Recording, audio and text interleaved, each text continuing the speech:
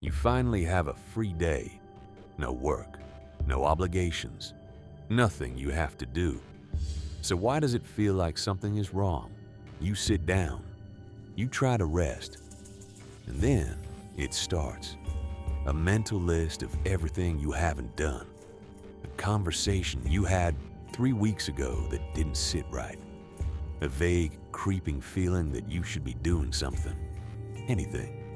You're not stressed. But you can't switch off. And here's the part nobody tells you. That feeling isn't a flaw in your brain. It's the brain working exactly as designed. The problem is, it was designed for a world that no longer exists. Go back 100,000 years. Your ancestor is sitting by a river. The hunt is done. There's food. No predators nearby. By every measure, they are safe. But their brain won't let them rest either. Because in that world, relaxation could kill you. The moment you stopped scanning was the moment a lion got close enough. The moment you stopped planning was the moment winter caught you without food. The brain that kept worrying survived.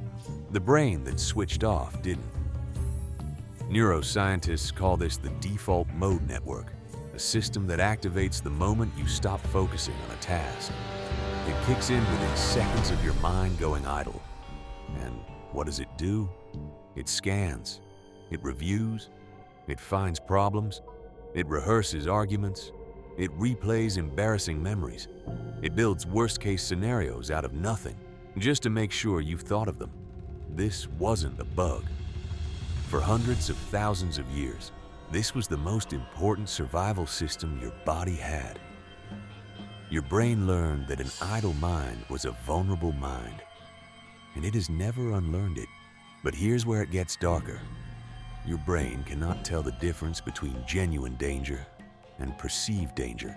When you lie on the sofa thinking about an unanswered email, your amygdala, the brain's threat detection system, fires in almost the same way it would if something was actually wrong. Your cortisol rises. Your body tenses slightly. Your thoughts accelerate. You are not in danger, but your brain is behaving like you might be. And modern life made this catastrophically worse, because your ancestors had a limit to how many threats they could perceive. Their world was a few square miles. Their social group was maybe 150 people. Your brain is now processing the news of the entire planet. The problems of thousands of people in your social feed. Deadlines, notifications, emails, and pings.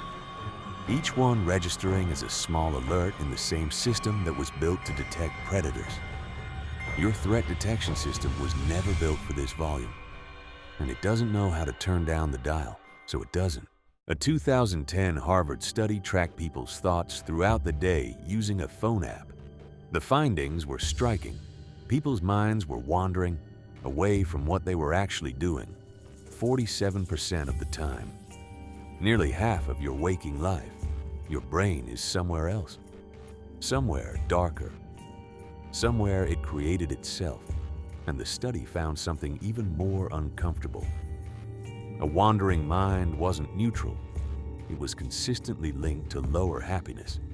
Not because the thoughts were always negative, but because the loss of control over your own attention was. Your brain hijacks you, and the hijacking itself is the problem. The researchers concluded something that sounds simple, but isn't. A present mind is a happier mind, not a positive mind, not an optimistic mind, just one that is actually here.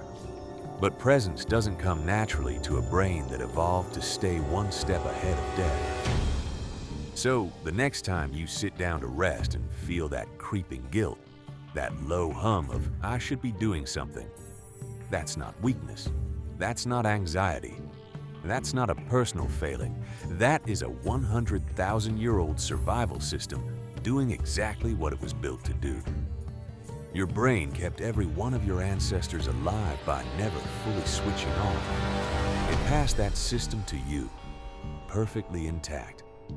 The world it was built for is gone. But the program is still running, and right now, it's running inside you. But the inability to relax is only one half of it. Because while your brain is desperately scanning for threats, it's also quietly making decisions about the people around you. Who to trust, who to fear, who to impress. And it's doing it without asking you. Next time, why you care what complete strangers think of you, and why you physically cannot stop.